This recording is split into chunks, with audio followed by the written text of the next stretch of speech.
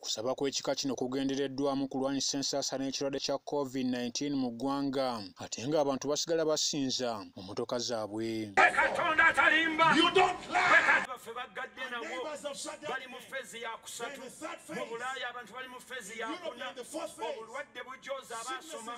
Obulwadde bujooza abategeevu. Abagagga n'abaavu. Mukama COVID yajja nga mubaka wa Setaani. Mu kusaba okutegekeddwa ku kisaawe kya Kololo Independence Grounds, bakira abatabadde na mmotoka tebakkirizibwa kuyingira munda era balabiddwako nga bakonkomalidde wabweru. Era byonna bibadde bityo ng'essaala munda ekwajja era bakira endiga ziri waggulu w'emmotoka kw'ossa n'abalala batudde mu mmotoka zaabwe munda ate nga abalala babibya ku gali b'enjole.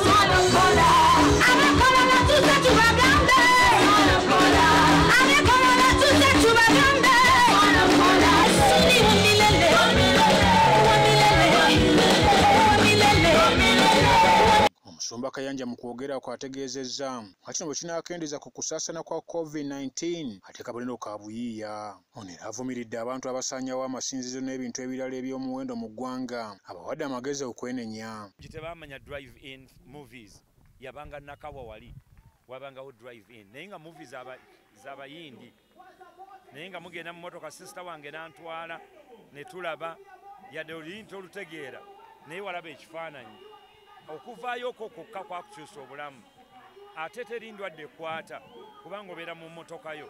Kyekimu na wano abantu bazze basabye basanyuse bazzeeyo economy movinze kuba tulina abantu abavudde eggulu tulina abantu abavudde e Masaka ago bonna amafuta eyatambuzizza amafuta yasasudde omusolo.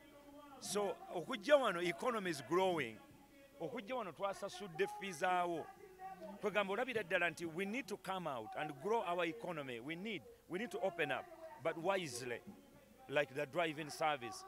This will help if we do crusades and people can come in their car 2 meters apart. That will be okay. So I'm asking for the authority as they have allowed us but tukkirize tutandika okukola crusade naye nga za drive-in ensi kikwera kuddira ebifo bya Mukama ne tubiwa bakatonda abalala. Ekyo Katonda kimunyiiza nempa ekyokulabirako ng'ekkanisa y'omundeeba.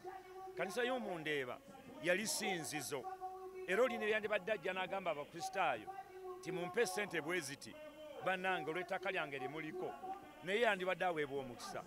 Naye okumenya ennyumba ya Mukama ne bwe gwandibadde